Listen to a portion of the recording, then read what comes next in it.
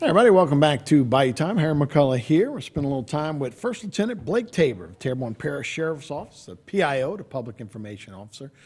We got three cases to talk about, a couple of incidents that have happened that actually y'all been solving a lot of these issues. So a good job on that. So start us off with, we're going to start with a copper then? Absolutely. So on or about April 14th, our Water Patrol agents received an anonymous tip about two male subjects who were in a local oil rig in the waterway, and they were actively stealing copper.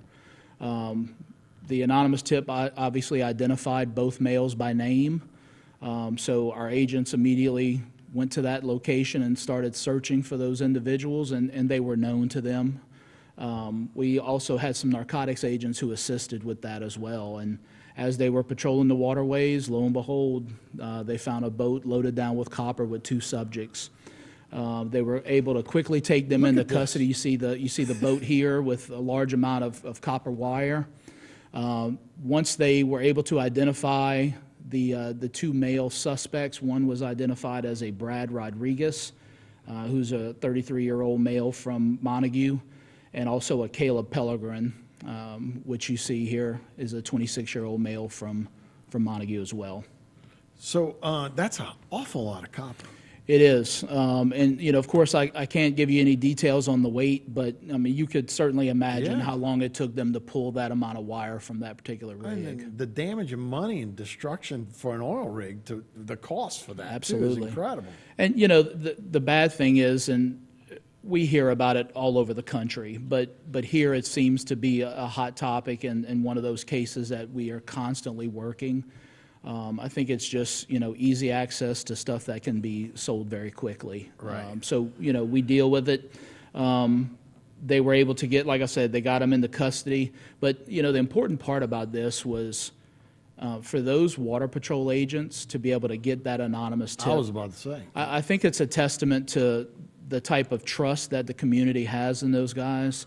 And they're a great group of individuals, and they do a phenomenal job, and they don't get often the credit that they deserve. For us to have that ability, to be able to have a water patrol that can run and solve a crime like this is incredible. It's more than just going out and saving stranded boaters. These guys solve a lot of cases out on the water, solve a lot of burglaries, a lot of theft cases, and I don't know that we could accomplish that without those guys. Is that happen a lot on oil rigs?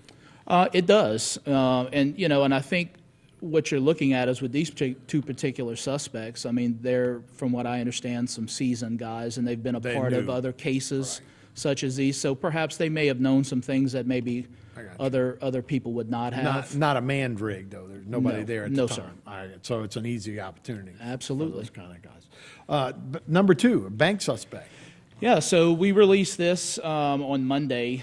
This particular gentleman, over the course of a couple days, went into two different financial institutions, one on the west side and one on the east side. And let me make a correction. This was done in the same day. It was about 30 minutes apart from each other.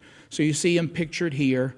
He actually went into the bank and was able to secure a large sum of money at both locations. Same individual.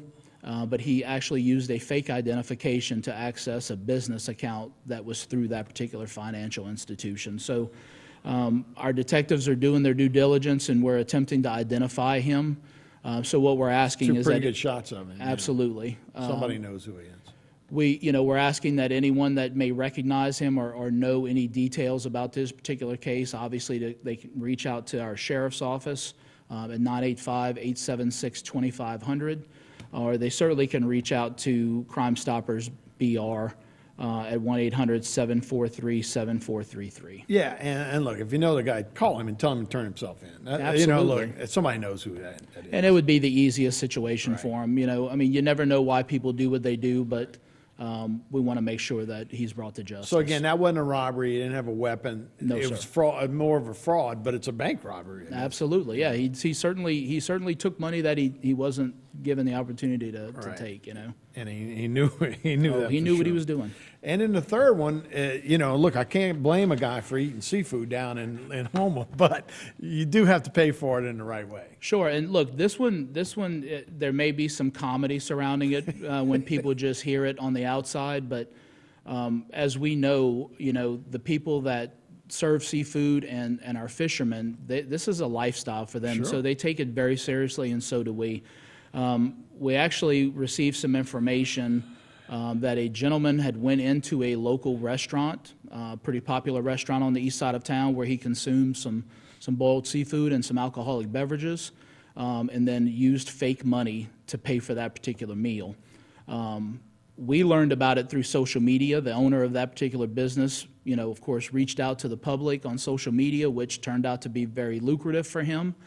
And we ultimately were able to identify him and take him into custody. He was identified as a Charles Thomas Parkerson, a 61-year-old from Brentwood, Tennessee. You see him pictured here.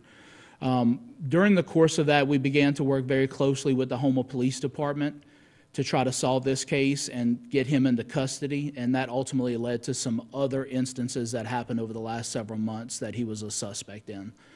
So he's been charged with 2 counts of that, and we're doing our due diligence to make sure that we're exploring all possibilities of other instances that he may have committed as well. So he's eating for free, but now he's passing fake money, which is a Absolutely. much higher offense, right? Yep, and look, he was charged with monetary instrument abuse, and, you know, that's because of the use of the fake money. Yeah. So it's much more serious than just a theft. Yeah, I didn't want to make jokes, but yeah, we do a lot for seafood here, but Absolutely. pay your bills, right? Absolutely. Blake, real interesting, man. Thanks so much for the updates. Yep, thank you for having me. All right, we'll be right back with more Bite Time right after this.